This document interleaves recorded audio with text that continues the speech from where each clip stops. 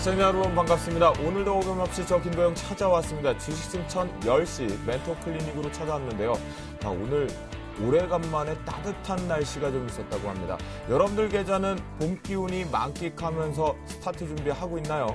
만약 하지 못하고 계신 분들 있으면 저희 주식승천 10시 멘토 클리닉 함께 지금부터 집중력으로 가져가시면 되겠습니다. 과연 이제 우리가 한 주를 돌아가면서 이번 주 출발과 함께 두 번째 시간대를 맞춰가고 있는데요. 점점 시청자분들의 호응도도 좋아지고 있고 저희 시청률도 빵빵 터지고 있다는데요. 이제는 저희가 해야 될 것은 여러분들 계좌를 빵빵 수익 우상향 쪽으로 만들어야 되겠습니다. 그러면 본격적으로 출발해 보도록 하겠습니다. 자, 참여하실 수 있는 방법 이제는 좀 기억하고 계실 겁니다. 전화 상담입니다. 02-3253-2619번으로 연락을 주시거나요. 또는 무료 문자 번호입니다. 013-3366-0110번으로 참여를 하실 수가 있겠고요. 또한 홈페이지를 통해서도 참여하실 수가 있습니다. www.cntv.co.kr 들어오셔서 맨 위에 증권 메뉴에서 주식승천 저희 프로그램 코너를 클릭하신 다음에 로그인 하시고 나서 오늘 출연 분들에 대한 멘토분들에 대한 궁금증이 있으면 언급을 해주시면 좋겠습니다. 자, 오늘 두 분이 뭔가 끼를 많이 보유하고 계셨고요. 또한 첫 저희 센플러스의 서울경제TV의 첫 출연이신데 벌써 우리 아줌마 부대의 사랑을 독차지해 가시는 분도 오늘 출연을 하셨습니다. 그렇다면 두 분의 프로필 먼저 보고 오겠습니다. 그저 그런 수익은 필요 없다. 철저한 기업 가치 분석을 통한 중장기 투자로 옐로우칩 중심의 초과 수익을 바라보는 김용준 전문가와 함께합니다. 누구나 상위 1%의 투자가가 될 수 있다. 박준남의 대승소패 기법의 운용 전략으로 상위 1%로 들어가 보자. 주식 천왕의 운용 전략 지금 시작합니다. 보셨죠? 우리 아줌마 부대가 벌써 또 나왔어 그 소리가 지금 저한테도 들리는 것 같습니다. 근데 과연 박준남 멘토일까요? 아니면 김용준 멘토일까요? 자, 두 분이 먼저 같이 인사하고 시작해 보도록 하겠습니다. 반갑습니다. 반갑습니다. 네, 안녕하십니까. 김용준 멘토의 후소문이 좀 크더라고요. 아줌마 부대의 사랑을 독차지하고 있다는 얘기까지 있는데요. 김용준 멘토, 예. 한 주 동안 좀 잘 지내셨나요? 예, 잘 지냈습니다. 그러셨어요? 예. 첫 술에 배부를 수 없어요. 그렇죠? 예. 요즘 승승장구하시고 계신데 수익률 당당히 지금 앞서서 1위를 달려가고 계십니다. 이 무겁다라는 일양약품을 가지고 계시는데 소감 한마디 해주시죠.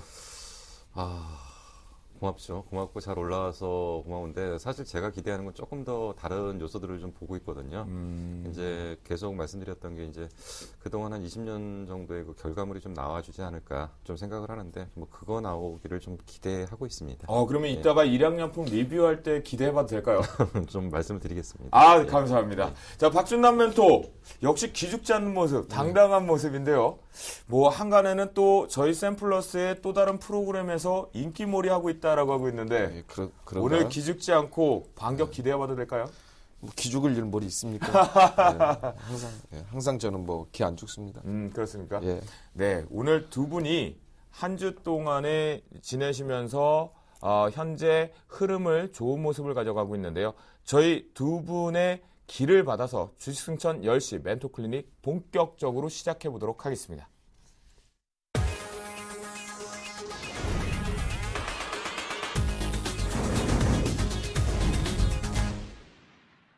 오늘 결국 시장은 또다시 재미없는 장세, 하지만 그래도 플러스 조금 우상향하는 모습을 보여줬는데요.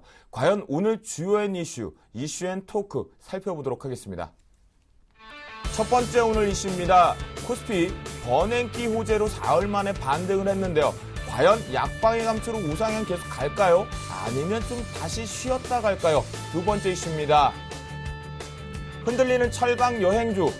중국 모멘텀 계속 기대해봐야 되는 것인지 아니면 전인대 결과까지 홀딩을 해야 되는지 잠시 뒤에 살펴보겠습니다. 전기가스 통신주, 유틸리티죠. 경기방어주가 또다시 두각을 나타내고 있는데요. 언제까지 주도주에서 탈락 안 하고 계속해서 주도 섹터로 갈 것인가? 잠시 뒤 이슈에서 마지막 주제로 살펴보도록 하겠습니다. 과연 어제 같은 경우는 해외 증시 쪽에서 이탈리아발 정치적인 불확실성 속에서 조정 양상 쪽에 나왔던 것을 기술적 반등을 가지고 들어왔단 말이죠. 하지만 그것은 미국적인 영역에서만 좀 가져왔다라고 볼 수가 있겠는데요. 범 베냉키의 우리나라에서의 양적 완화는 잘 시행이 되었다. 그렇다면 현재 연준 의장의 발언에 의해서 다시 한번 기술적 반등 정도로 기술주의 중심으로 좀 올라갔는데요. 과연 이것이 우리나라 증시에도 또다시 반영이 될 것인가 많이들 기대했는데 오늘 사실 별로였단 말이죠. 2000선 공방에서 지지력은 나왔지만 좀 약한데요. 과연 우상향으로 바로 따라갈 것이냐 아니면 다시 추가 조정 쪽으로 갈 것이냐. 박준남 멘토, 오늘 시장 좀 어떻게 보셨나요? 오늘 그 2,000포인트를 지지하는 모습을 보였죠. 근데 그 수급의 주체는 아마 연기금이 아니었나 봅니다. 기관 쪽에서도요.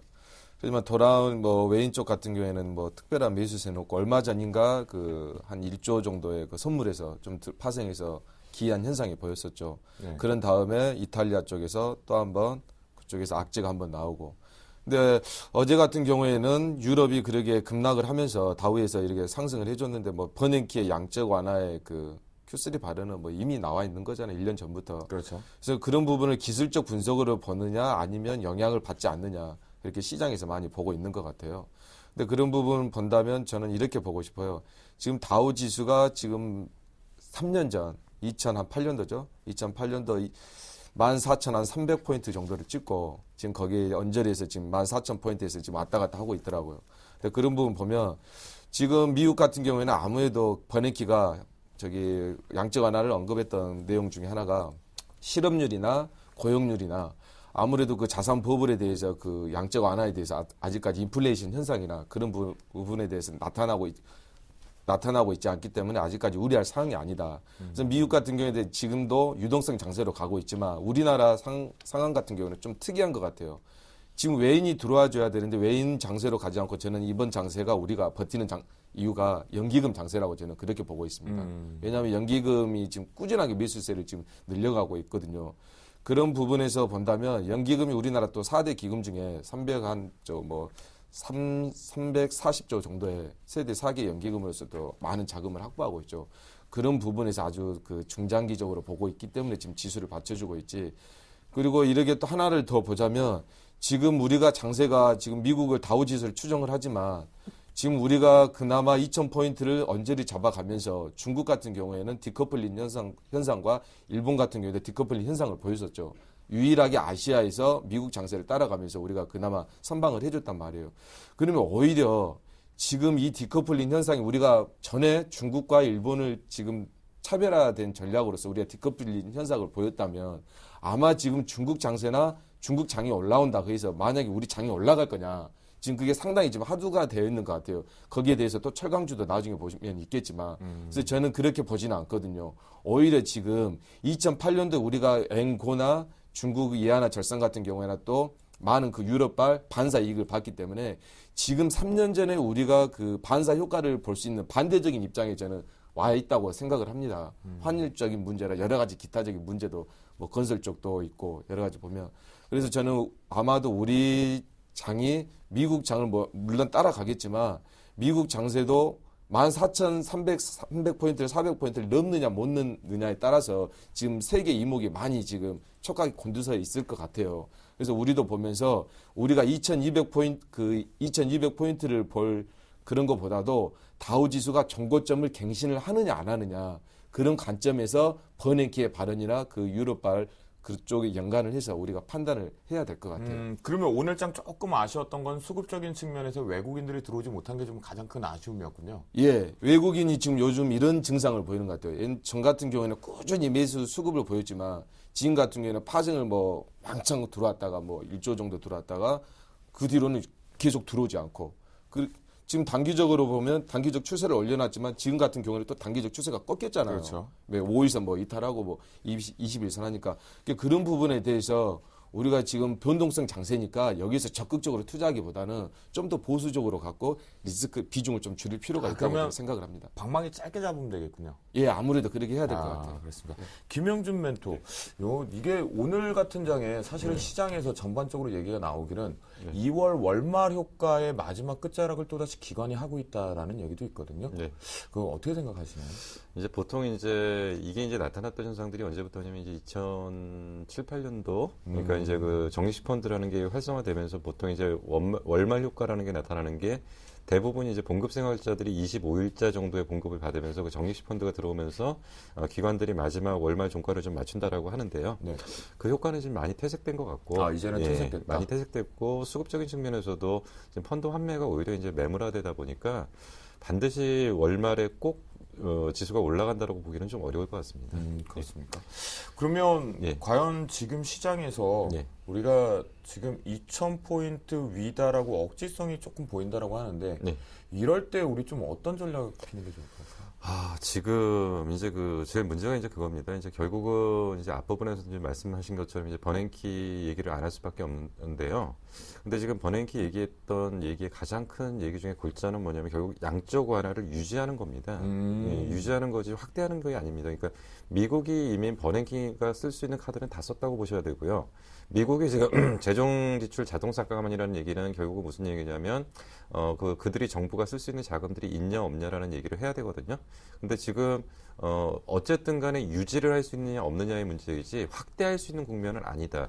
결국은 통화량이라는 것이 그냥 무한적으로 찍어내는 것이 아니라 그 화폐의 그 본질적인 가치들에 상응하는 뭔가의 그 경기가 뒷받침이 돼야 되는데 그런 면에서 지금 상당히 좀 문제점이 되는 것 같습니다. 그래서 결국 우리가 지금 버냉키의 어떤 입 서비스로 더 이상 쓸 수 없는 카드를 계속 반복해서 쓰는 거를 지켜볼 것이 아니라 결국 가장 중요한 것은 이제 이틀 남았죠. 그러니까 자동 지출 삭감안에 대한 시나리오가 지금 뭐 A안, B안, C안 정도가 나오는 것 같은데 그렇죠.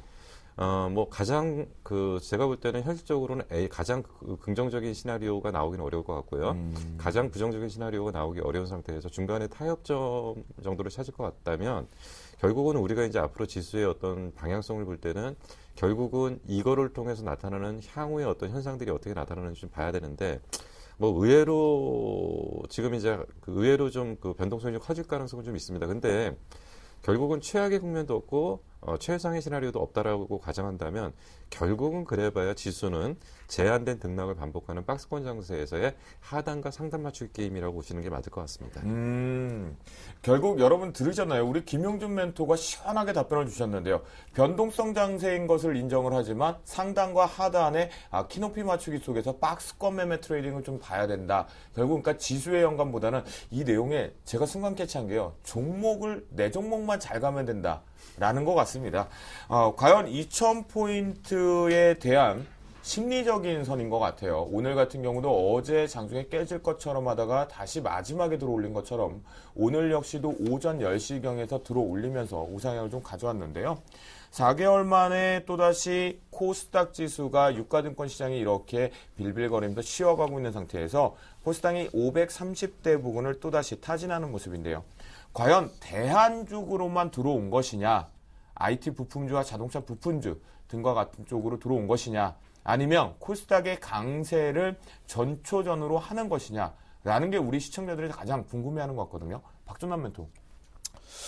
예, 지금 코스닥, 코스피 지금 말씀이 많이 나오는데 제가 앞전에도 작년에도 말씀드렸다시피 저는 이렇게 말씀을 드렸어요. 이미 지수는 2011년도 6월 달에 꺾였습니다. 차트를 잠깐 한번 보시겠습니까? 보이시죠? 지금 이게 월봉 차트입니다. 월봉 차트인데 이 시점이 잠깐만 제가 체크해 드릴게요. 우리가 정고점을 쉽게 알 수는 없습니다. 쉽게 알 수는 없지만 잠깐 보이시죠? 지금 이게 코스닥 종합 코스피죠. 예. 코스피 지수인가요? 네. 코스피입니다. 코스피가 지금 2008년도에 리먼을 겪고 그 다음에 이제 2011년도 여기 반 정도 하니까 정확히 6월 달이 되죠. 네. 예. 그리고 유로발 리스크가 나타나고 2012 유로발 리스크를 딛고 다시 2012년도 초에 2000포인트까지 언저리까지 갔습니다. 그렇죠. 2100포인트까지. 그러면 이렇게 여러분들 보시면 지금 기술적 상으로도 이미 지수가 2011년도 6월 달이 정고점이라는 것을 누구나 한눈에 보면 알 수가 있습니다. 그렇네요. 예. 진짜. 근데 그때 상황하고 지금 2년, 3년 전에 그 환율이나 여러 가지 그 엔고나 엔제나 유럽 상황하고 지금 상황이 많이 달라졌어요. 오히려 우리가 지금 유럽 같은 경우에는 지금 바닥을 형성하면서 올라가고 있고 아무래도 뭐 계속 리스크가 나오지만 이탈리아나 일단 바닥을 찍고 지금 조정 과정이라고 봐야 돼요. 악재가 나오더라도 왜? 큰 악재들은 다 흡수를 했기 때문에. 그럼 중국도 봅시다. 중국도 위안화 절상을 하면서 긴축정책을 하면서 6천에서 2,000포인트 깨면서 지금 올라가고 있죠. 그렇죠? 일본도 마찬가지예요. 일본도 오랫동안 엔거나 부동산 침체나 세계 경쟁력 약화로 많은 그 자동차 업종이나 운수 업종을 상대국의 다른 나라국에게 많은 경쟁력을 내주면서 이제 엔저를 유지하면서 새 정권이 들어서면서 바닥을 찍고 다시 올라가고 있습니다. 그러면 우리를 보자고 이 시점에서 우리가 지금 태국이나 우리 같은 지수가 상당히 강해요. 아시아 지수로서는. 그렇죠. 그러면 우리가 지금 우리 같은 경우에는 지금 반 이상의 GDP를 대미 수출력이 상당한 비중이 크기 때문에 우리가 다우 지수를 추정한다는 말이에요. 근데 제가 여기서 다시 한번 말씀드리는 건 작년에도 마찬가지지만 재작년에도 마찬가지지만 대형주를 가지고 물론 삼성전자를 제외한 크게 시세를 보지 못했어요. 물론 그렇다고 해서 코스닥이 뭐 시세가 많이 나가지고 그런 것도 아니지만 근데 여러분들 이렇게 보시면 돼. 앞으로 지금 2013년 들어서 새 정부가 우리도 바뀌었기 때문에 아마 그 장관도 미래창조과학부 그 새로운 장관도 미국에서 이제 영입을 하셨잖아요. 그렇죠. 그래서 아마 우리 2000년도에 그 새로운 데이터라는 그 솔본이라는 종목을 기억하실 거예요. 네. 그게 한 3달 동안 상한가를 쳐가지고 한 400배 정도가 갔어요. 한 500원짜리가 한 17만 원까지 갔으니까. 아, 그래요? 그래서 제가 아마 본다면 그때 IT의 그 코스닥 모든 종목들이 엄청나게 갔어요. 네네. 그걸 아직 갱신을 한 번도 못 했다는 거죠. 그러면 코스닥 지수를 잠깐 한번 봅시다. 예. 코스닥 지수를 기술적으로 보면 예, 월봉입니다. 월봉으로 보면 지금 2009년도 이후에 지금 한 4년 동안 근 4년 동안 횡보를 하고 있습니다. 껌딱지네요, 껌딱지. 그렇죠. 네. 그러면 이때가 봅시다. 이때가 2000년도를 한번 보자고요. 선으로. 예. 엄청난 상승세가 있었죠. 그때 예. 2000포인트까지 간 게 보이시죠? 네네. 2000포인트가 맞습니까? 예. 예. 하여튼 엄청난 포인트를 보였었죠. 그래서 제가 말씀드리고 싶은 게 여러분 이렇게 보시면 돼요. 지금 우리나라에 먹고 살 그 하두는 IT밖에 없습니다. 왜냐하면 IT 같은 경우에는 여러 번 말씀드렸다시피 업종이 아니에요. IT는 미래다. 근데 IT가 미래로 갈 수 있는 방법은 딱 하나예요. 매개체가 있어야 되는데 그게 스마트입니다. 스마트 월드가 미래로 갈 수 있는 건데 아마 그 IT 업종에서 지금까지는 3가지를 빨아들였습니다. 제일 먼저 뭐냐? 제일 먼저 음원, 한류죠. 유튜브를 통해서 한류죠. 그 다음에 그렇죠. 뭐냐? 그 다음에 모바일 게임을. 그 다음에 전자결제를. 이게 다 스마트 월드라는 거예요. 그 다음에 뭐냐? 앞으로 IT에서 스마트에서 바이오를 빨아들일 겁니다. 그래서 제가 앞전 주 첫 시간에 제가 헬스케어에 대해서 그쵸. 좀 많이 강력히 얘기를 하시죠. 그래서 아마 바이오 말고도 또 다른 게 있겠죠. 예, 하여튼간 그런 부분에서 보면 그래서 저 같은 경우에는 코스닥에서 여러분들이 좀 문화와 트렌드를 읽는다면 업종을 잘 선택을 해서 한다면 다시 2000년처럼은 아니더라도 거기에 준한 새로운 또 모바일 게임즈 10배 정도 갔죠. SM도 10배 정도 갔죠. 왜? 그게 문화였기 때문에. 그리고 전자결제 한 4배 정도는 갔었죠.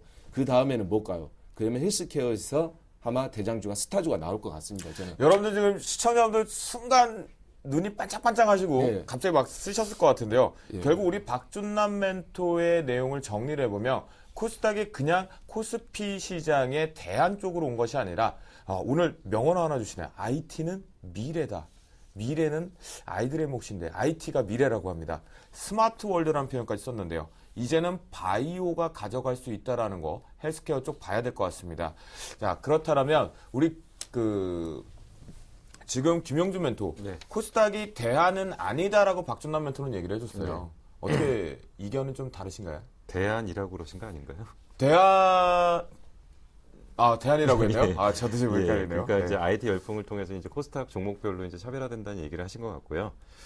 저 역시도 좀 비슷한 개념에서 보고 있습니다. 뭐냐면 지금 이제 우리가 단순하게 지금 코스피다, 코스닥이다, 지수 몇 포인트다 이런 얘기를 할 때는 아닌 것 같고요.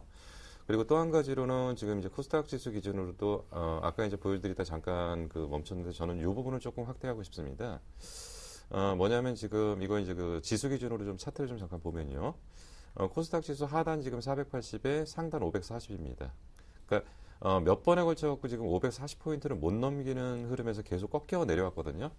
그 얘기는 뭐냐면 코스닥 시장의 시가총액 상위 종목들 리스트들을 보면은 뭐 서울반도체니 뭐 셀트리온이 이런 것들이 지금 추가적으로 치고 나가지 못하는 상태에서 바닥에서 시가총액에 영향을 줄 만한 종목군들이 아직 형성이 못됐기 때문에 지수에 대한 부담이 있는 거고요.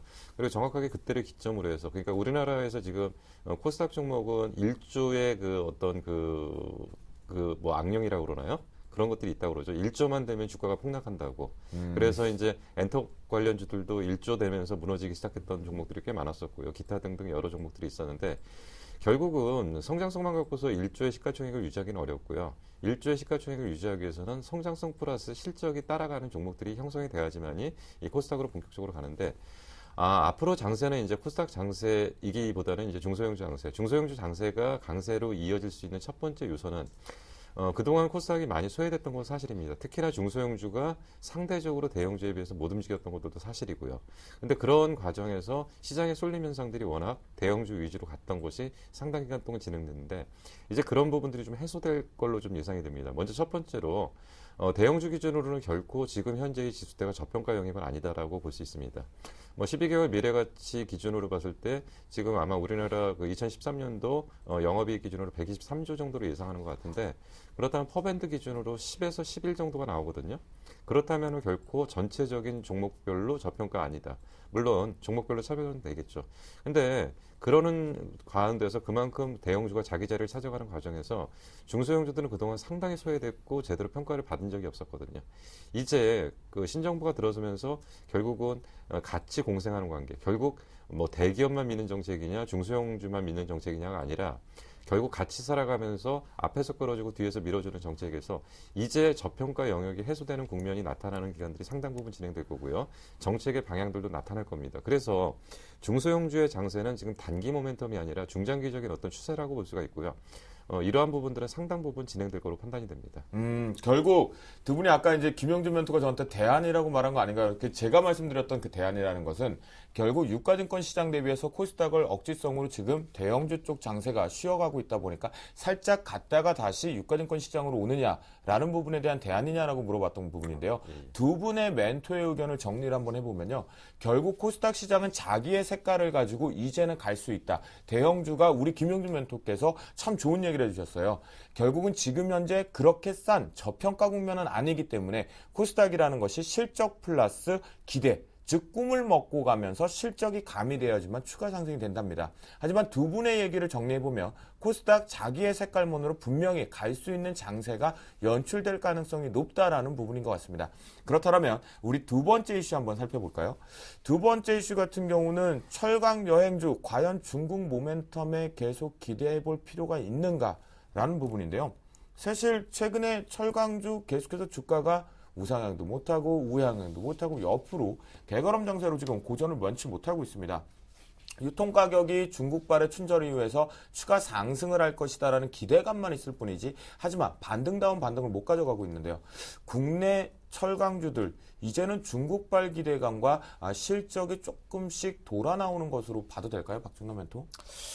예, 저는 그렇게 좀 긍정적으로 보고 있습니다. 왜냐하면 지금 주식이라는 건 불안과 걱정을 먹고 등에 업고 올라간다고 그러죠. 근데 이렇게 실질적인 수혜는 아직은 아니지만 철강가 유통 가격이 상승하면서 지금 포스코 같은 경우에도 보면은 중국과 그 바닥을 형성하면서 상당히 단기적으로 올라가는 모습이 보이더라고요.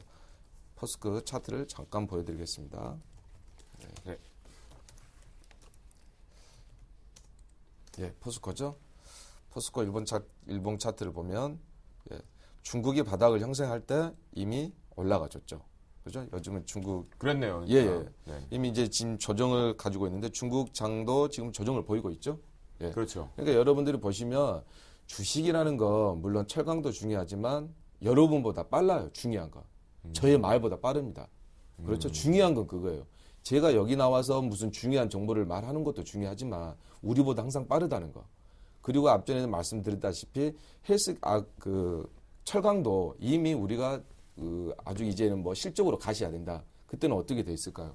당연히 올라가 있겠죠. 그렇겠죠. 예. 미리 먼저 선반영해서 올라오겠죠. 예. 그런 부분에서 지금은 중국이 이제 조정을 잡고 있으니까 조정이 좀 끝나면 지금 단기적으로 21선 이탈을 해서 주봉으로 보면 다시 좀 안 차고 주봉을 좀 참고를 하시면서 중국이 상승을 할 때 진입을 한다면 중국이 내수를 확대시키면 가장 수혜가 받는 게 뭐겠습니까? 철강 아니겠습니까? 네. 예, 그렇죠. 중국 같은 경우는 아직도 개발 여력이 상당히 많이 남아있기 때문에 그래서 중국 지수와 좀 연관이 되면서 같이 좀 여러분도 같이 박자를 좀 맞춰주는 게 낫지 않겠나. 예, 그렇게 철강 섹터를 투자하시는 투자자분들은 반드시 이제 중국 지수와의 연동성을 좀 봐야 된다라고 박준남 멘토가 좀 힌트를 하나 주셨네요. 김용준 멘토, 네. 철강 중국에 계속 기대해야 될까요? 일단 이제 철강 가격이 이제 최근에 상승하면서 이제 그 철강주에 대한 이슈들이 이제 부각되는데요.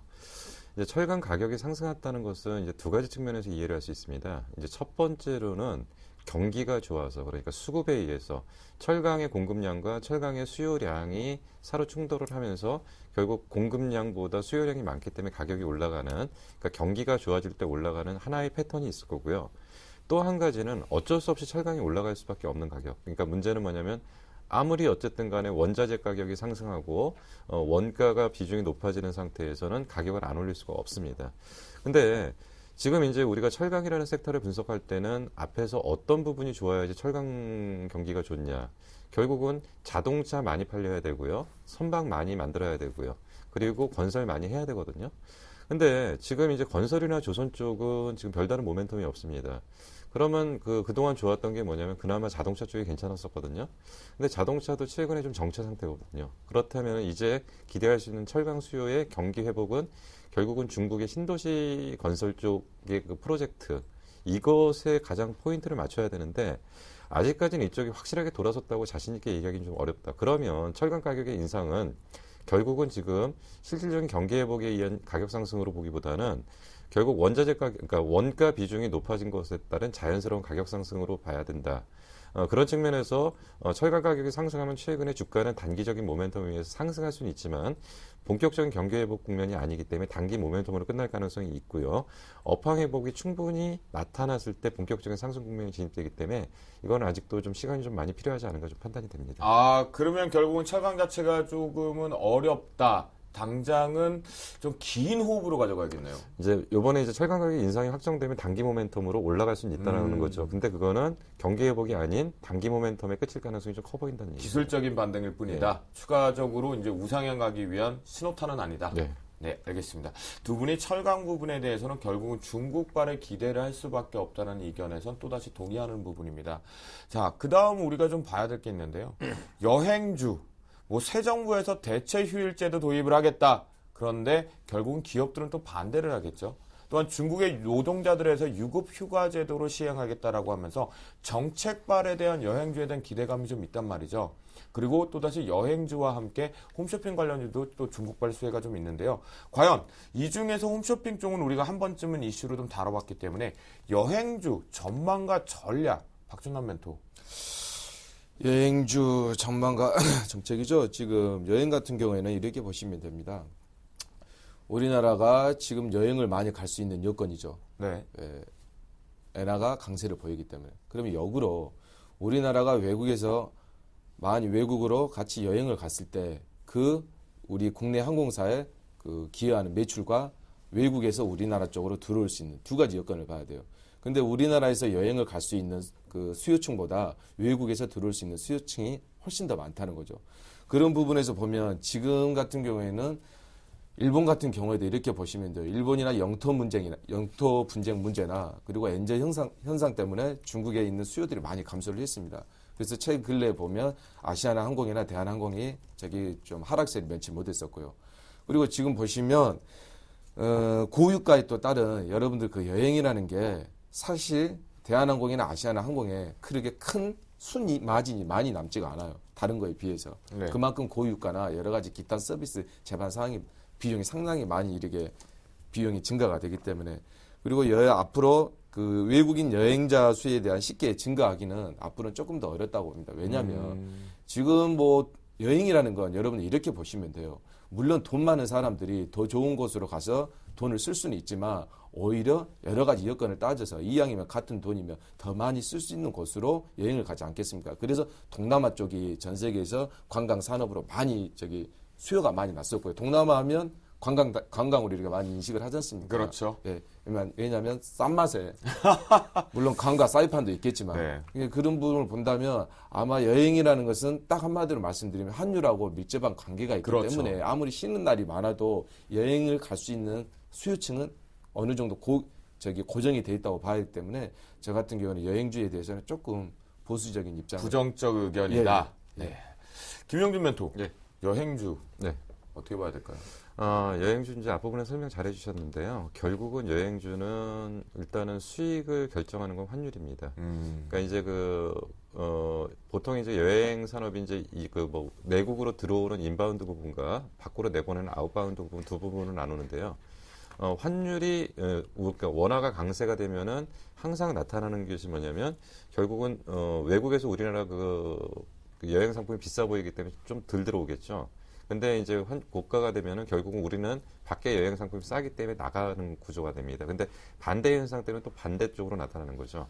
그래서 지금 현재는 원고의 추세가 어떻게 될 거냐. 장기적으로 원화 강세의 추세가 좀 중장기적으로 이어질 가능성이 상당히 크기 때문에 결국 그러면 여행주를 분석하는 가장 중요한 기준은 뭐냐면 결국은 내국인이 밖으로 얼마나 나가서 여행회사의 이익에 기여를 하느냐를 여행주로 평가를 할 수 있는 부분이라고 판단이 됩니다.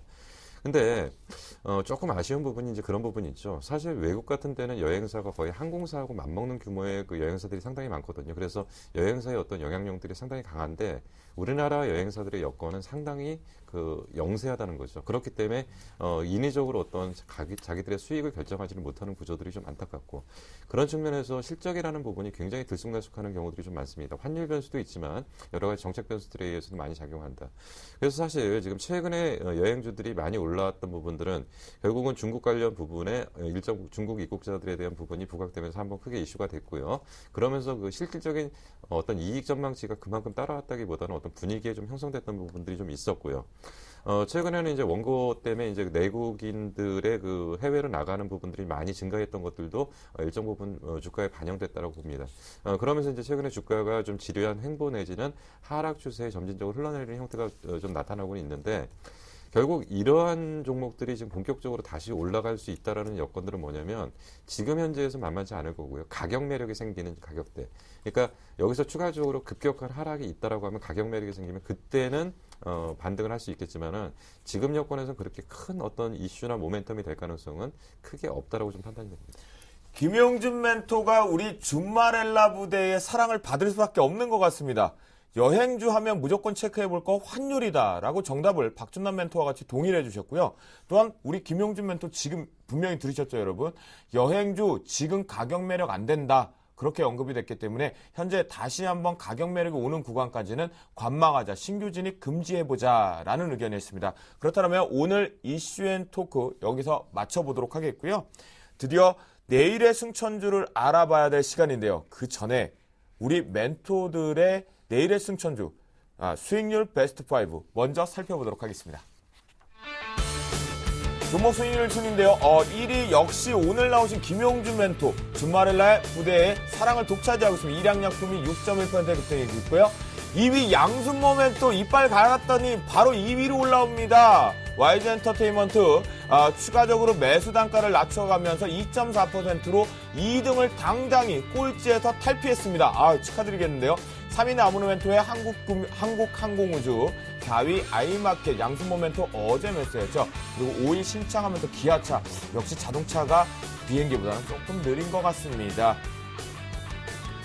두 분의 멘토 포트폴리오를 보도록 하겠습니다. 김용준 멘토, 일양약품, 지금 28,000원에 매수되면서 수익률 6.1% 당당히 1위를 달려가고 있고요. 추가 보유하겠다. 리뷰 잠시 뒤에 살펴보겠습니다. 슈프리마는 매수가 미도달돼서 아쉽게도 매수 포지션이 좀 들어오지 못한 것 같습니다. 박준남 멘토의 포트폴리오도 살펴볼까요? 락앤락, 손절 처리가 나왔네요. 매수가 27,500원에서 수익률 마이너스 1.5%로 포트에서 손절 제외되겠다라는 의견 주셨고요. 멜파스도 매수가 미도달로 재편입 다시 한번 도전해보겠다. 매수가 29,500원입니다. 누적 수익률 순위 한번 살펴보도록 하겠습니다. 역시 김용준 멘토 당당히 1위, 일양약품 우상향 쪽으로 가고 있습니다. 양순모 멘토 이빨 제대로 가는 것 같은데요. 3.7% 2위로 당당히 급하게 올라왔습니다. 꼴찌 탈피 이제 상위권에만 있을 것 같습니다. 3위 나무노 멘토의 1.3% 선방하고 있는 모습이겠고요. 4위 김재환 멘토의 대형주가 0.3% 4위를 하는 모습입니다.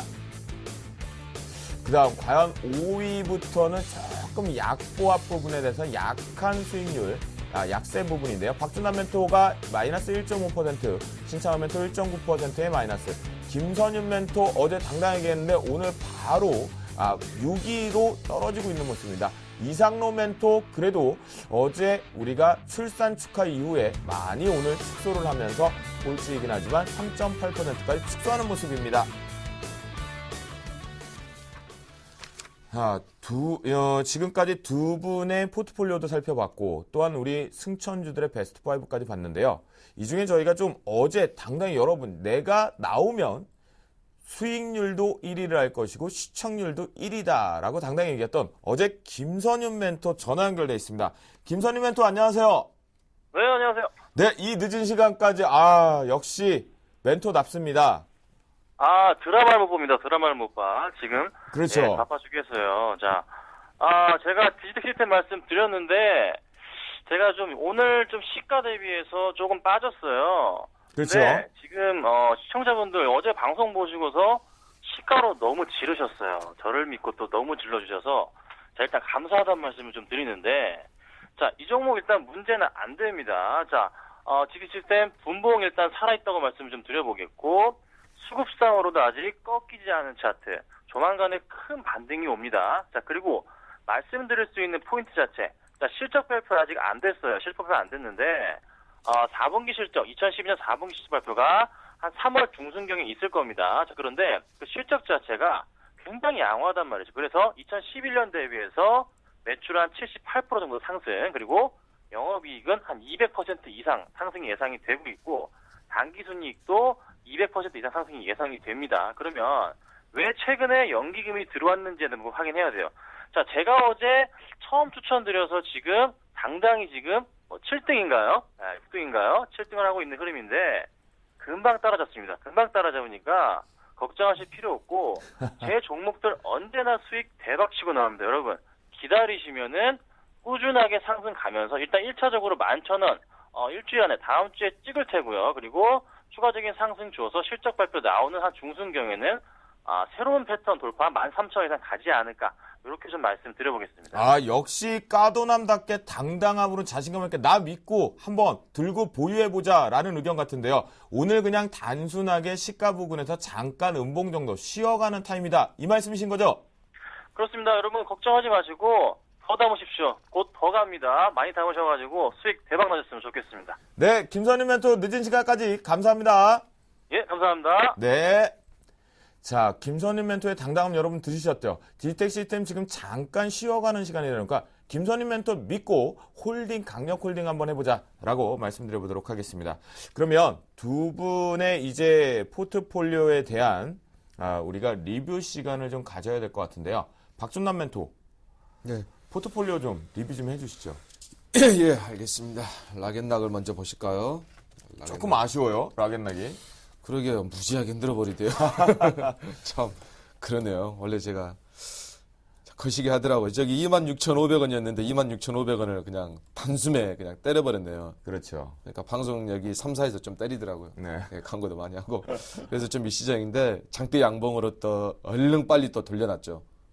최근에 예. 우리 개인 투자자가 이럴 때 조금 소외감이 많이 되더라고요. 그렇죠. 이렇게 단기 투자자는 건들지 말아라. 그렇죠. 사인을 주지 않습니까? 네. 단기 투자자는 한번 손절 당하면 그 종목을 쳐다보지 않게 되거든요. 네. 그렇죠. 그게 바로 두려움이라는 거죠.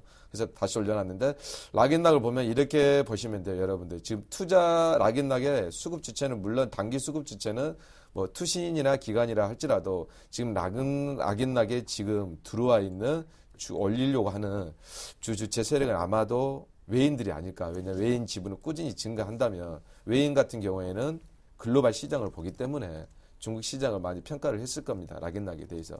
그리고 락앤락의 내수 방어주적인 성격도 있지만 아무래도 수출이나 경기 그 외국에 대해서 그 중국 관련에 대해서 많이 그런 경기 부양도 있기 때문에 여러분들 저는 이렇게 말씀을 드리고 싶어요. 손절을 당했지만 중장기 중장기 관점에서 보신다면 여러분들 비중을 좀 쪼개서 다시 재진입을 하셔도 무방한 종목이고 일단 포토에서 제가 손절을 터치했으니까 이 종목은 제가 삭제를 하도록 하겠습니다. 그리고 멜파스가 있죠. 오늘 멜파스 재편입으로 다시 가지고 나오신 거 아니에요? 그러니까 간단히 하겠습니다. 네. 또 조금 이따 다시 해야 되니까. 네. 멜파스 같은 경우에는 여러분들 보시면 아시겠지만 제가 이걸 간단히 보여드릴게요. 또 다시 설명을 해야 되겠지만 2009년에서 상장을 해서 2011년도까지 갔던 게 실적이 그때 스마트폰이 처음 나왔죠. 3년 전에. 네. 그때 엄청난 출하량이 있었습니다. 멜파스 같은 경우에는 여러분들이 왜 주목을 해야 되냐면 삼성하고 LG에다 납품한다. 그리고 중국에도 또 중저가 폰들 스마트폰 나오죠. 거기서 본다면 여러분들 삼성하고 LG에다가 전폭적으로 거의 95% 이상을 납품을 할 정도면 과연 글로벌 시장에서 경쟁력이 있냐 없느냐, 기술력이 과연 몇 위가 될까? 그것은 여러분들이 한번 자세히 눈여겨보시면 아실 거고, 멜파스 같은 경우에는 코스닥에 저는 이렇게 말씀을 드리고 싶어요. 크게 이거 자랑을 하려고 하는 게 아니라 코스닥이 어떻게 보면 그 삼성전자다. 저는 그렇게 말씀을 드리고 싶습니다. IT의 모든 칩이나 센서는 물론 다른 슈프리마나 센서 같은 거 음성 인식이나 많이 있지만 그래도 거기에 근간이 되는 하드웨어니까 이 부품이 앞으로도 갤럭시가 또 계속 나오면서도 센서에 아마 모든 게 탑재가 되니까 지금 주가가 잠깐 일시적으로 하락된 게 그 갤럭시 새로 나온 모형의 채택이 안 됐다고 해서 그런 부분이 있으니까 좀 이따 제가 다시 한번 재도전을 할 겁니다. 그때 상세히 또 들으시고. 네, 재도전 이따가 멜파스 다시 재편입 부분에 대해서 이제 강력하게 다시 한번 리뷰를 해주신다고 하니까요. 그때 전략에 우리가 상세하게 좀 들어볼 필요가 있겠고요. 우리 0228님께서 멜파스 이제 매수해도 될까요? 라고 지금 전화 연결이 좀 되어 있긴 한데요. 방송을 보시면서 잠시 뒤에 리뷰와 그 다음에 매매 전략을 다시 한번 체크를 해보시면 매수할 타이밍을 분명히 체크를 해보실 것 같습니다. 끝까지 시청해 주셔야 될 것 같고요.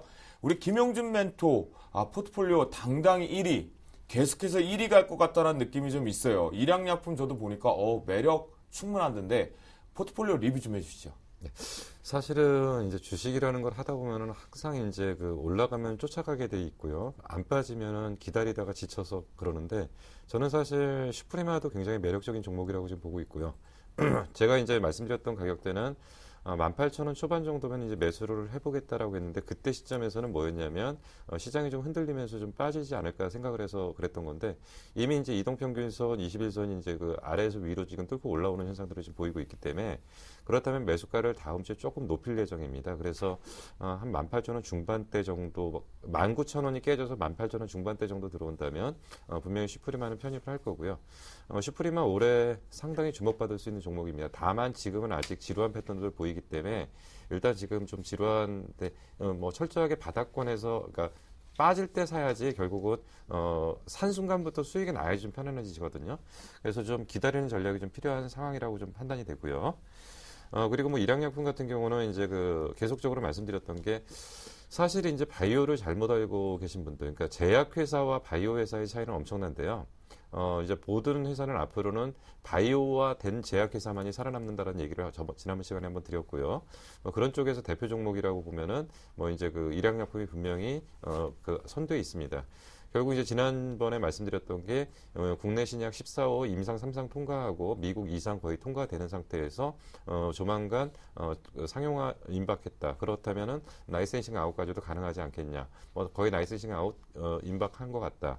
그리고 이제 신약 18호 슈펙트 같은 경우에도 결국은 임상이 거의 마무리됐다. 보통 이제 신약을 만든다는 회사들이 임상 1상 이제 진행 중이다. 아니면 타겟 물질 선정이다. 이런 얘기들을 많이 하는데 사실은 이 회사는 많이 왔습니다. 많이 왔기 때문에 사실 다른 바이오 회사 기다리는 것보다는 훨씬 결과치가 빠를 거고요. 그리고 또 한 가지를 체크해야 될 부분은 결국 신약이 나왔을 때 그만한 매출 기여도가 있을 거냐. 지금 분석 자료에 의하면은 14호, 18호 거의 조 단위 정도 매출을 뜰 수 있는 내용이라고 판단을 합니다. 그렇다면 만약에 라이센싱이 아웃되면은 초기에 계약금 받고요, 런닝 개런티 받게 되면은 회사의 수익 구조는 상당히 좋아지겠죠. 근데 과연 이게 언제 터질 거냐, 그게 문제죠. 근데 지금 수급으로 봤을 때는 점진적으로 우상향한다. 이 얘기는 뭐냐면 가까웠다는 얘기고요. 올라오다가 터지면 그냥 가는 거죠. 그래서 처음에 말씀드렸던 게 이 종목을 단기 종목으로 접근하시면 안 된다고 말씀드렸고. 뭐 상한가 기대하시는 그런 매매를 하실 거면 이 종목 접근 안 됩니다. 다만 중장기적으로 보시면 될 거고요. 최초에 제시해드렸던 목표가 33,000원 그대로 유지합니다. 유지하는데 일단은 33,000원 갔을 때의 주가의 움직임을 봐서 추가적인 목표가 설정 새로 할 거고요. 그리고 33,000원까지 앞에 가면서 3만 원의 저항은 있겠지만은 33,000원까지는 유지하도록 하겠습니다. 여러분 들으셨죠? 김영준 멘토의 일양약품 같은 경우에는 33,000원까지 강력홀딩해서 끌고 올라가 보자라는 의견이었고요. 슈프리마는 아쉽게도 편입 자체가 안 되었지만 시기적으로 보고 나서 다시 한번 눌림목 구간에서 추천 이후에 언급하면서 강하게 상승 모멘텀을 가졌었는데 이제 매수가 미도달이 됐거든요. 하지만 어느 정도 적정 눌림에 놓으면 다시 재편입하겠다라고 하니까요. 두 종목 좀 집중해서 보셔야 될 것 같습니다. 그러면 두 분의 포트폴리오에 대한 리뷰를 여기서 좀 맞춰보겠고요. 내일 우리가 다시 시장에서 공략해야 될 승천주들 본격적으로 한번 시작해봐야겠죠? 지금 공개합니다. 내일의 승천주입니다. 박준남 멘토 다시 한번 멜파스를 가지고 오셨는데 지난번에 못다한 얘기가 좀 많으셨던 것 같습니다. 김영준 멘토 오늘 또다시 ICD라는 종목으로 승부수를 띄우셨습니다. 과연 수익률표에서 어디까지 올라갈지 궁금해집니다. 박준남 멘토 치사하게 이러실 거예요? 뭘요? 지난번에 리뷰해놓고 뭘 멜파스를 또 갖고 오셔가지고 못다한 얘기 그렇게 많았던 거예요?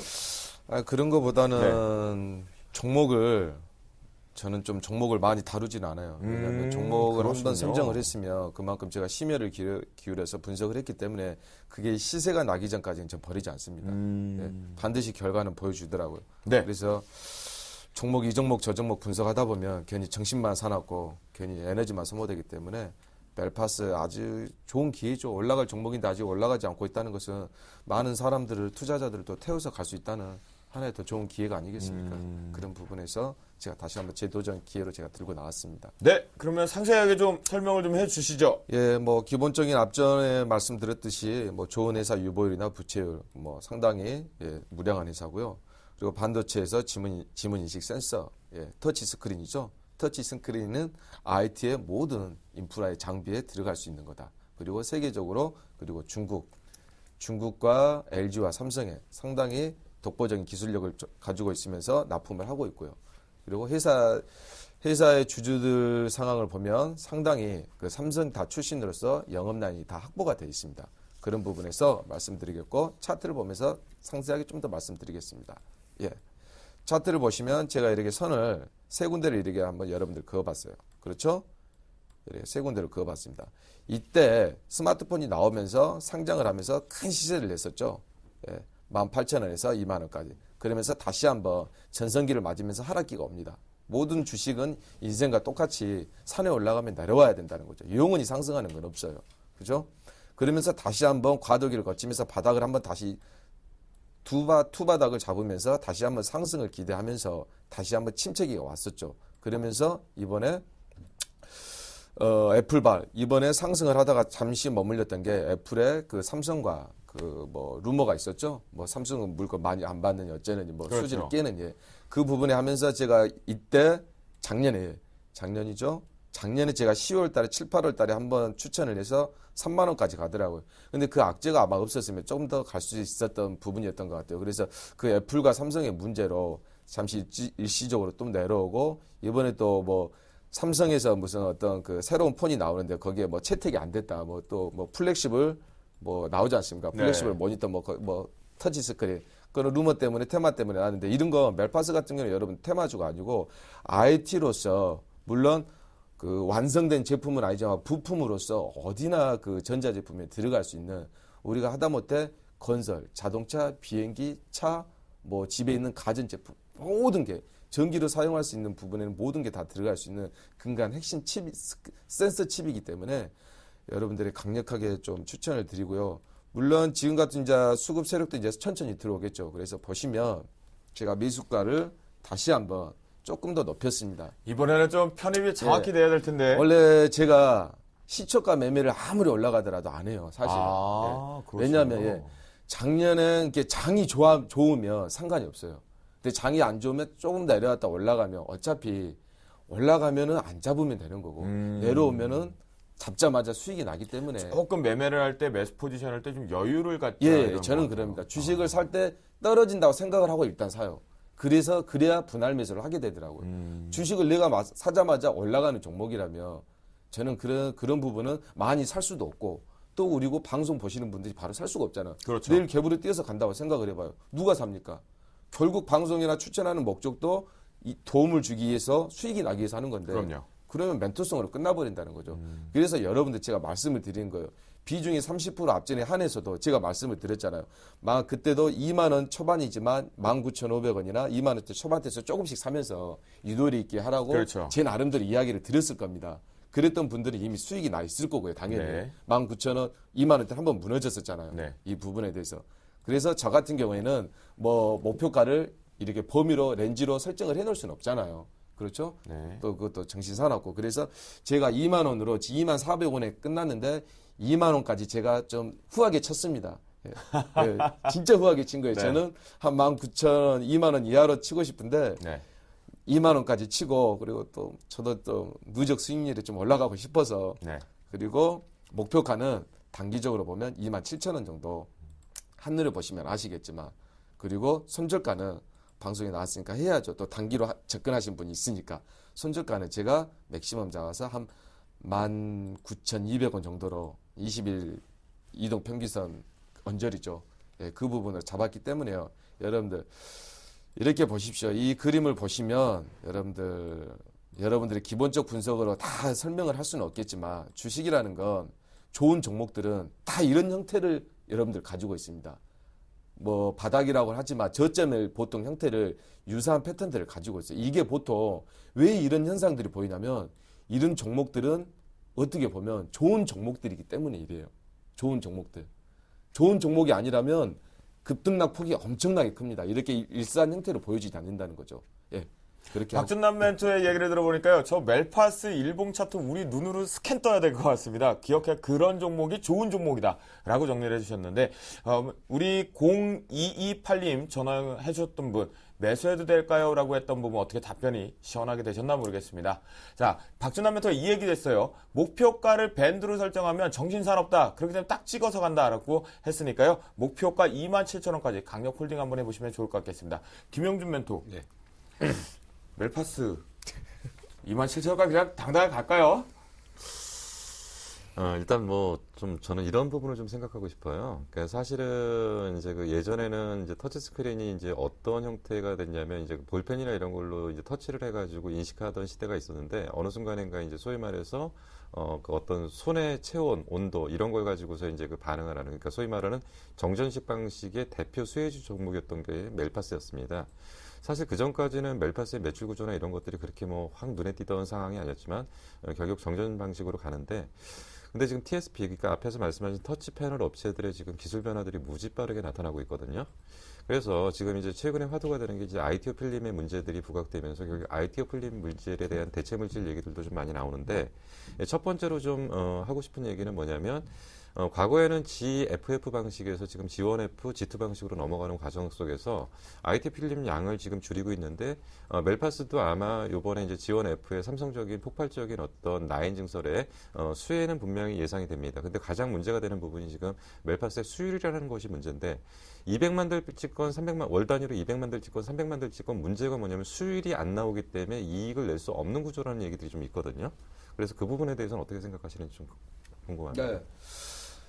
우선 예, 뭐 칩에 빠른 변화가 있죠. 예, 근데 뭐 멜파스 같은 경우에는 이제 삼성 쪽에다가 라인을 대고 있기 때문에 이렇게 보시면 돼요.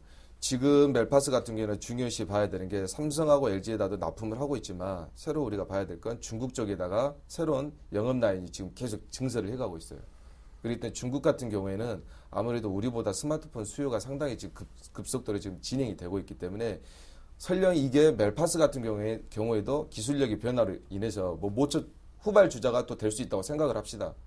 그렇죠? 근데 아직까지 국내에서는 멜파스를 능가한 터치 스크린에 새로운 기술력을 가지고 있고 거기에서 한 단계 앞서갈 수 있는 회사는 저는 없다고 봅니다. 동의하시나요? 예. 김영준 그런 회사가 예, 제가 분석을 한 경우는 예, 동종업계에서는 아직까지는 그런 회사가 없다. 만약에 그런 회사가 있다고 생각을 한다면 삼성이나 LG에서나 중국에서 그쪽과 계약을 하겠죠. 새로운 스마트폰에 대해서. 그래서 아직까지도 지금 터치 센서나 그 터치 센서 같은 경우는 말씀하신 대로 지금 변화하고 있습니다. 네. 기술력 계속 증가하고 있고. 네. 처음에는 지문에서 이때는 그림에서 다음으로는 이제 뭐 모션이나 그런 거 하겠죠. 터치를 안 하고도.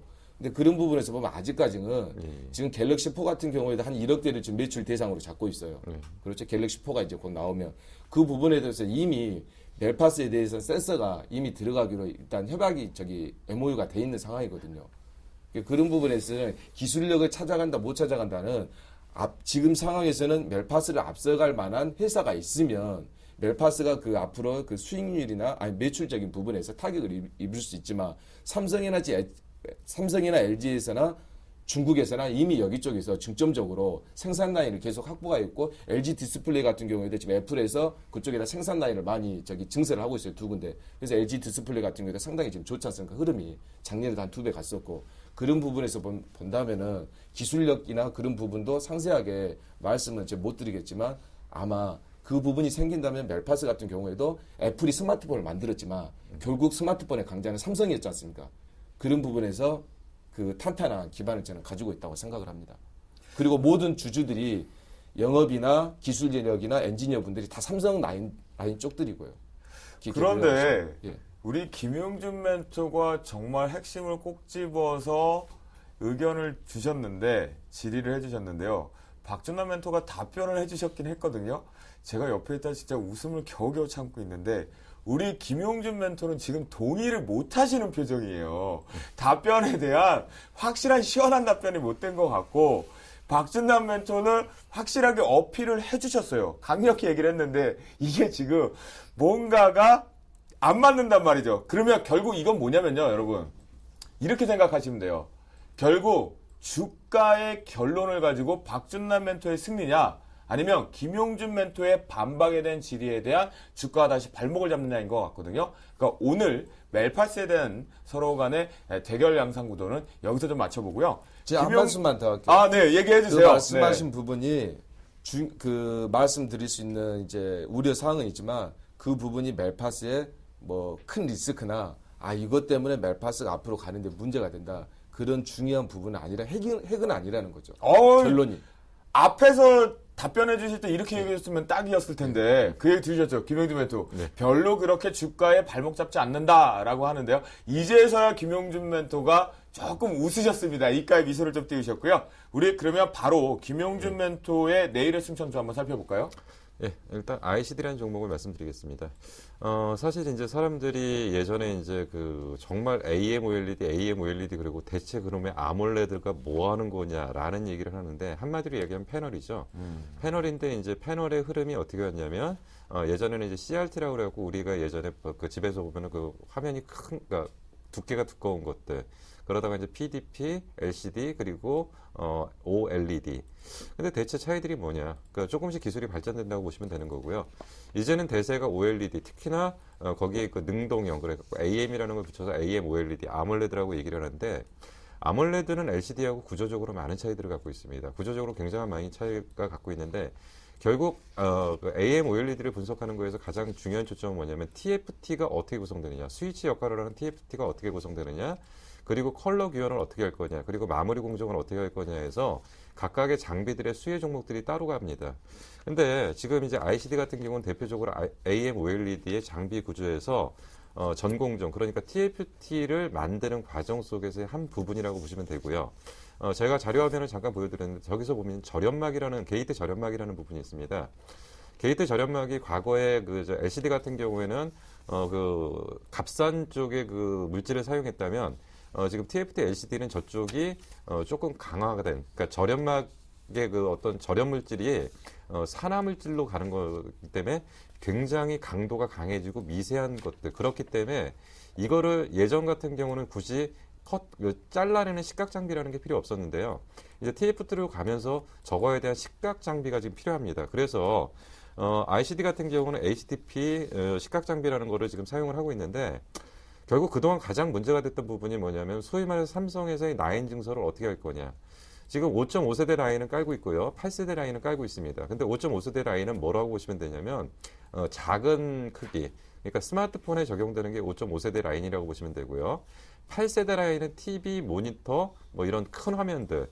근데 지금 8세대 라인은 제일 문제가 되는 게 뭐냐면 10장 만들어서 5장 이상을 버려야 되는 상황이기 때문에 손실이 많이 납니다. 그래서 수율 문제가 지금 생겨서 그 부분을 확대를 못하고 있는 거고요. 그리고 이제 그 5.5세대를 갖다가 뭐 탭이나 이런 쪽으로 태블릿 PC나 적용을 하려고 하면 문제가 생깁니다. 그래서 결국 이제 6.5세대 라인 투자가 거의 확실시 된 것 같은데요. 그에 따라서 지금 결국은 ICD 같은 종목은 새로운 라인 증설에 대한 장비 발주는 계속적으로 일어날 거고요. 그리고 장비 발주가 단순하게 삼성에서만 이루어지는 것이 아니고 이제는 LG에서도 본격적으로 디스플레이 쪽에 투자를 하고 있고요. 그리고 사실 우리가 모르는 사이에 BOE라는 회사가 생겼습니다. 중국 정부의 어떤 그 도움을 받으면서 어마어마하게 지금 커가고 있는데 디스플레이 기준으로는 지금 삼성을 능가하고 있습니다. 근데 여기서 지금 새 업체에서 지금 공격적인 투자들이 나오면서 장비 업체들의 그 AM, OLED의 장비 발주는 폭발적으로 지금 일어나고 있는데 그런 상황에서의 어떤 주가의 움직임은 이제 본격적으로 상승 궤도로 접어들 가능성이 상당히 크다. 차트 잠깐만 보고 말씀드리겠습니다. ICD 같은 경우는 신규 상장돼가지고 주가가 좀 상당히 어려운 구간들을 좀 지금 길게 보였었는데 이제 어느 순간인가는 하락은 저지됐는데 상승을 못했던 거죠. 그게 뭐냐면 결국은 삼성에서 투자를 안 하면서 장비 발주가 안 나오니까 매출이 안 나왔던 거죠. 근데 이제 장비 발주가 터지기 시작하면서 이러한 종목들이 이제 바닥을 틀고 나오면서 새로운 변화를 보였고 올해는 아마 장비 발주 규모가 상당히 이어질 걸로 좀 판단이 됩니다. 아, 올해부터 본격적으로 시작될 수 있는 그럼요. 거군요. 삼성하고 LG하고 BOE 쪽에서의 엄청난 발주가 쏟아질 걸로 지금 보입니다. 그래서 그런 쪽에서는 중장기적인 성장 모멘텀이 있다라고 판단이 되고요. 그래서 매매 전략까지 바로 네, 볼까요? 매매 포인트 예. 바로 알려주세요. 차트 보시는 게. 예, 그냥 뭐 지금 가격에 사시면 될 것 같습니다. 당당히 시작다. 지금 가격에 사시면 될 것 같고요. 단기 목표가는 16,000원, 앞에 고점 정도를 잡아드릴 거고요. 그리고 중기 목표가는 한 18,000원 정도, 2만 원 정도 갈 걸로 판단이 됩니다. 그러면 다시 한번 보면은 시초가에서 공략을 해보고 목표가를 조금 바꿔가면서 우상향 가져갈 수 있다. 그렇죠. 이제 그 전략은 이제 단기 매매를 하시는 분이 있고 중장기 매매를 하시는 분이 있는데 단기 매매든 중장기 매매든 전제가 뭐냐면 좀 바닥에 사셔야지 좀 버틸 수가 있겠죠. 그래서 뭐 이 정도에 사시면 크게 무리는 없을 걸로 판단이 됩니다. 박준남 멘토, ICD 어떻게 보세요? 뭐 ICD 보니까 뭐 등기 임원이나 미등기 임원들 뭐 다 삼성 출신이고 LG 출신이네요. 그리고 네. 뭐 기술적으로 지금 뭐 잠깐 봅시다. 뭐 쓰리바닥 형성하면서 지금 잠깐 올라오니까 유보율, 부채율 뭐 크게 문제 없고 그리고 아몰레드 같은 경우에는 앞으로도 계속 성장이 가능하죠. 네. IT하고 뭐 터치 스크린이랑 마찬가지로 같이 스마트폰에 들어가는 거 아니겠습니까? LG 디스플레이 쪽에. 근데 조금 우려가 되는 게 유동성이네요. 예, 유동성이죠. 이게 잠깐 봅시다. 예, 문제는 방송에 나오는 종목은 좀 유동성을 감안을 해야 될 거예요. 앞전에 제가 말씀드렸다시피 지금 10,000원대 가격인데 상장 주식 수가 저기 1,500만 주예요. 그러죠? 1,500만 주면 유동 주식 수가 제가 정확히는 모르겠지만 얼마 되지 않을 걸로 봅니다. 근데 이런 부분들을 개인 투자자들이 많이 또 들어간다면 또 조정이 이루어질 수가 있다는 거죠.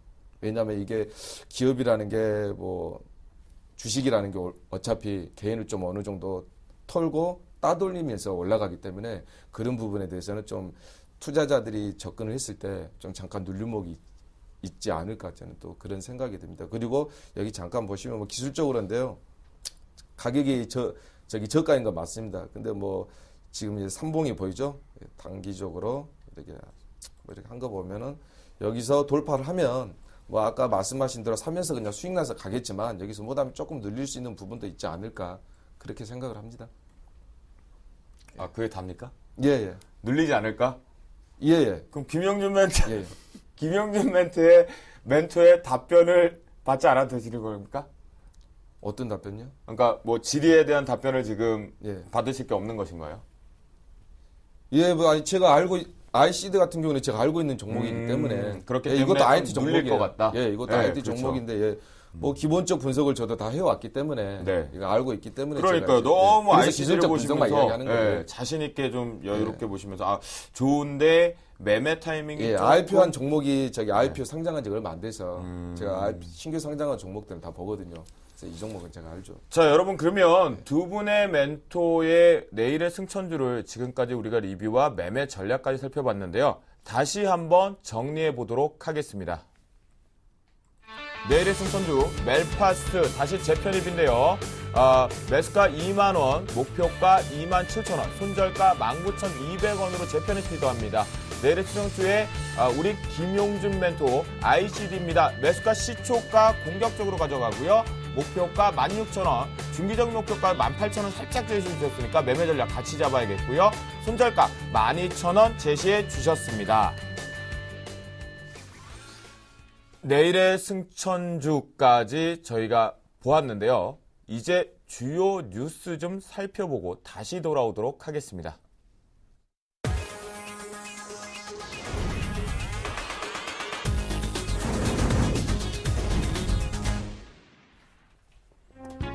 지난달 경상수지가 12개월 연속 흑자를 기록했습니다.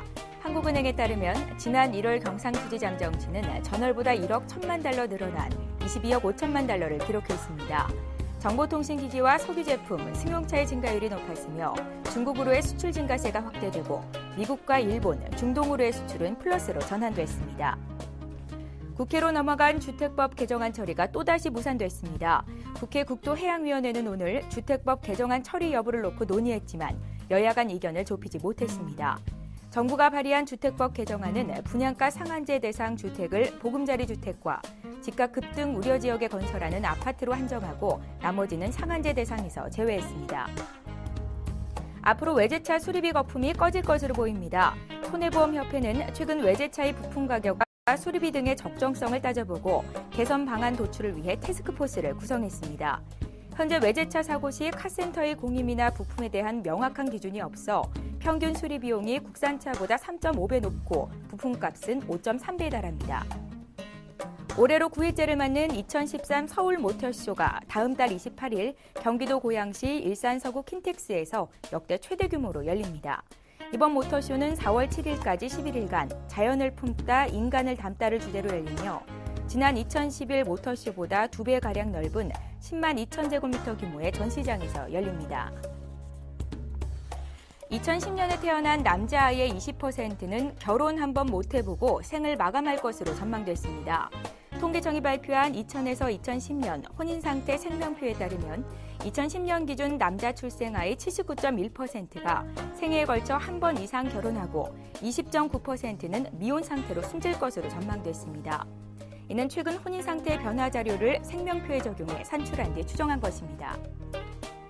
김중수 한국은행 총재는 이틀 앞으로 다가온 미국 연방정부의 예산 자동 삭감, 이른바 시퀘스터의 충격이 생각보다 크지 않을 수 있다고 전망했습니다. 김 총재는 오늘 한 간담회에서 시퀘스터는 시행될 것이지만 이미 예견됐었기 때문에 충격은 크지 않을 것이며 대응 전략이 중요하다며 철저한 대비를 강조했습니다. 소비자 심리가 올해 들어 2달째 긍정적인 상태를 이어갔습니다. 한국은행이 발표한 2월 소비자 동향 조사 결과에 따르면 이달 소비자 심리지수 CSI가 전월과 같은 102를 기록했습니다. CSI가 100을 넘으면 경제 상황을 긍정적으로 보는 소비자가 그렇지 않은 경우보다 많다는 의미입니다. 앞으로 택시 할증 기간을 늘리고 주말 할증제를 도입하는 방안이 추진됩니다. 국토해양부는 28일 과천시민회관 소극장에서 택시산업 발전을 위한 공청회를 열고 택시산업발전 종합대책안과 택시산업 발전을 위한 지원 법안에 대한 각계 전문가와 국민의 의견을 수렴한다고 밝혔습니다.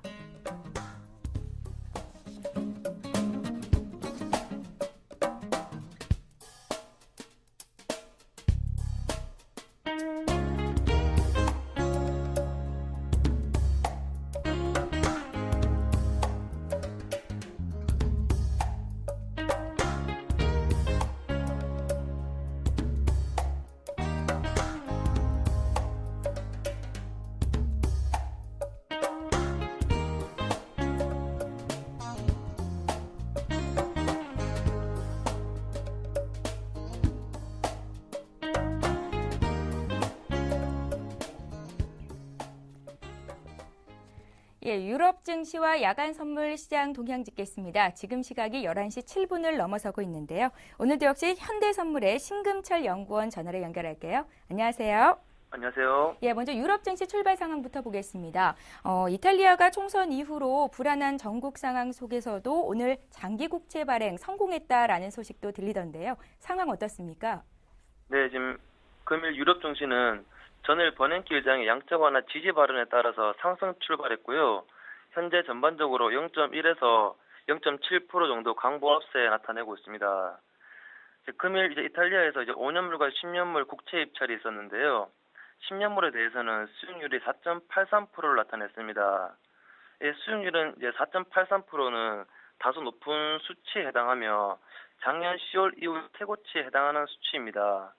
하지만 그 수요를 나타내는 응찰률에서 1.65배를 나타내면서 지금 탄탄한 수요를 보여줬고요. 그리고 목표액인 40억 유로에 가까운 낙찰을 보여줌으로써 지금 유럽 증시에 호재로 작용하고 있는 것 같습니다. 이에 따라서 지금 유로화는 지금 달러와 대비 1.30선에서 지금 반등하면서 달러에 대해 소폭 상승하는 모습을 보이고 있습니다. 예, 코스피 200 야간 선물 시장도 개장이 됐죠. 분위기 어떻습니까? 네, 코스피 금일 주간은 소폭 하락으로 마감했지만 지금 야간에서는 소폭 지금 상승하면서 주간 종가 대비 0.15포인트 정도 상승하고 있습니다. 지금 외국인에서는 순매수세가 나타나고 있고요. 연기금에서는 순매도세가 나타나고 있습니다. 이제 금일까지 진행되는 이제 미국의 청문회에서 버냉키 의장이 뜻밖의 발언이 나오지 않는 한 변동성이 크지 않는 강보합세로 마무리할 것으로 보입니다. 예, 미국에서는 경제 지표들이 속속 발표가 되고 있습니다. 지난달 내구재 주문이 예상보다 부진했다라는 소식도 들리던데 오늘 주택 관련 지표도 발표가 되죠. 자, 투자자들은 오늘 미국 증시에서 어떻게 대응하겠습니까? 네, 지금 현재 지수 선물 쪽은 지금 강보합세로 지금 나타나고 있습니다. 10시 반에 발표된 미국의 1월 근원 내구재 주문 건수가 전월 대비 1.9% 상승했다고 지금 발표했습니다. 이 수치는 지금 5개월 연속 상승하면서 금일 증시에 호재를 작용할 것 같고요. 이제 금일 눈여겨봐야 될 경제 지표로는 자정에 발표될 미국 1월 잠정주택 판매가 있습니다. 우선 시장의 컨센서스는 1.9% 정도 상승했을 거라고 보고 있습니다. 하지만 전일 발표된 신규 주택 판매의 호재와 지금 이어서 금일 또한 주택 판매가 좋게 나올지는 좀 더 두고 봐야 될 것 같습니다. 그리고 이제 금일까지 예정에 이제 버냉키 의장이 이제 금융위원회 청문회에서 어떤 다른 발언이 있을지는 투자자들이 지금 눈여겨 꼭 봐야 될 사항으로 보입니다. 예, 현대선물의 신금철 연구원과 함께했습니다. 잘 들었습니다. 감사합니다. 예, 지금까지 최은정이었습니다.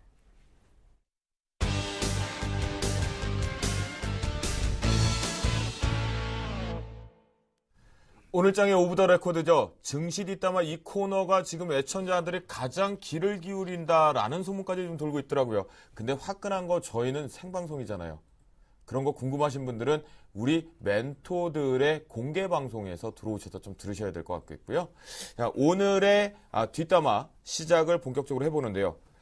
드디어 우리 개인 투자자들 또다시 한번 기대를 할 수 있는 상황이 오긴 왔는데 과연 어떤 내용인지 볼 수 있는데요. 안철수 신당 창당설 또다시 안테마주 또 가나요? 아니면 여기서 개미 무덤 만드나요? 박준남 멘토 또 가나요? 그렇죠. 안철수 안내비 뭘 좀 꿈틀거렸는데 이렇게 보시면 돼요. 신당 창당을 하면 왜 정치적인 이슈가 주가의 변동 사항이 있냐면 제일 먼저 가는 게 정치가 제일 먼저 리딩을 합니다. 금융시장을. 그 다음에 경제죠. 그 다음에 이제 사회 문화 이슈 이렇게 나가는데요.